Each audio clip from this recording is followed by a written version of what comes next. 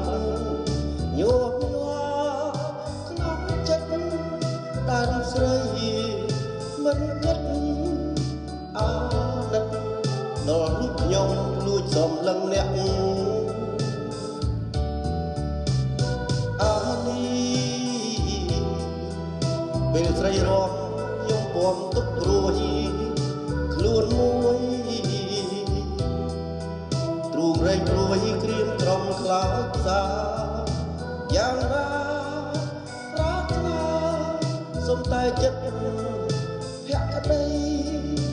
បើថ្លៃមិនបែកតីសូមស្រីមេត្តា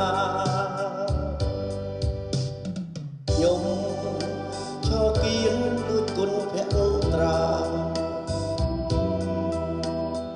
អូឃើញតារាដែលរក្សាឆ្ងាយចិត្តរៀមនៅនឹកស្ដាយដល់ខាស្រីថ្លៃ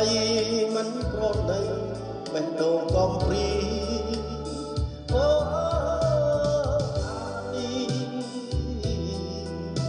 រឿងអ្វីទៀតខ្ញុំបំភ្លេចបានកលយា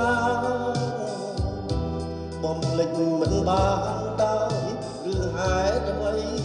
សូមស្រីជួយឆ្លើយនៅចំឡើយយ៉ាងខ្លីបើថ្លៃមិនបែកតីសូមស្រីមេត្តា